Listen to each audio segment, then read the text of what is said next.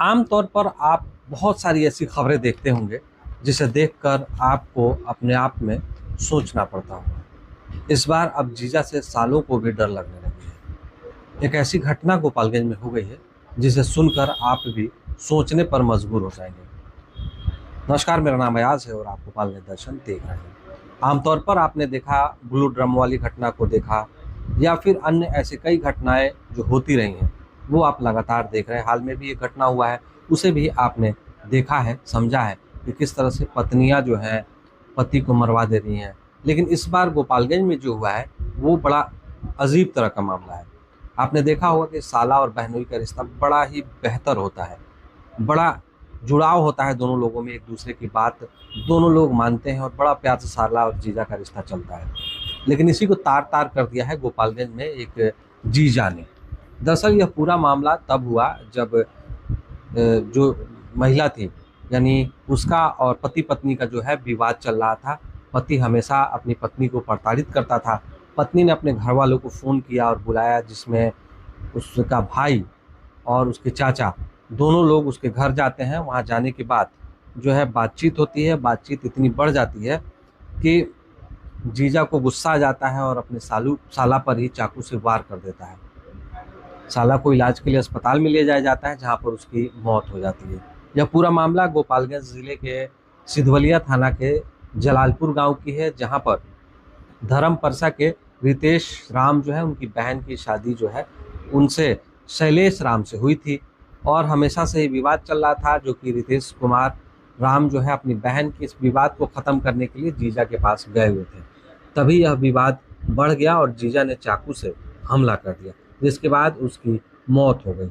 अब जब वहाँ वो गए थे, उसके बाद क्या कुछ हुआ है, वहाँ के जो चश्मदीद थे उनसे आप सुन लीजिए।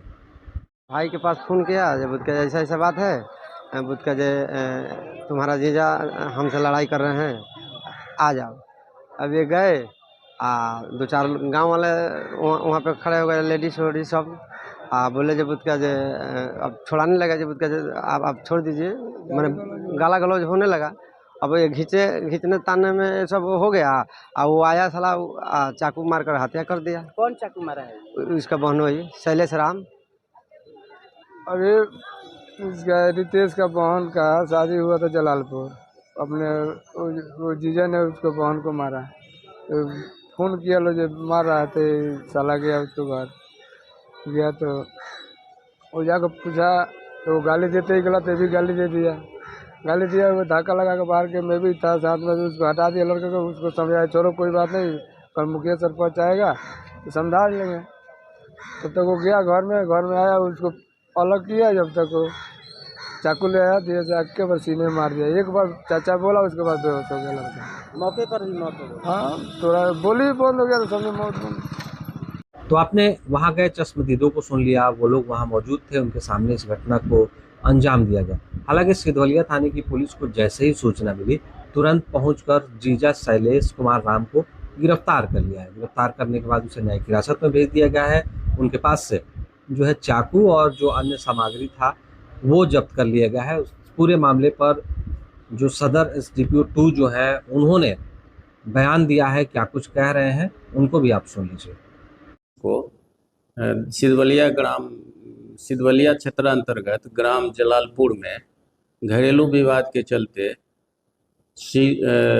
जीजा और साला जो है अपने जीजा के यहाँ घरेलू विवाद को सुलझाने के लिए आया था। उसी क्रम में आपसी रंजिश में जीजा के द्वारा साला को चाकू से वार कर दिया गया, जिससे इलाज के क्रम में साला रितेश राम का मृत्यु हो गया। पुलिस ने सूचना पाकर त्वरित कार्रवाई करते हुए अभियुक्त शैलेश राम को गिरफ्तार किया गया है तथा अन्य कानूनी प्रक्रिया किया गया है।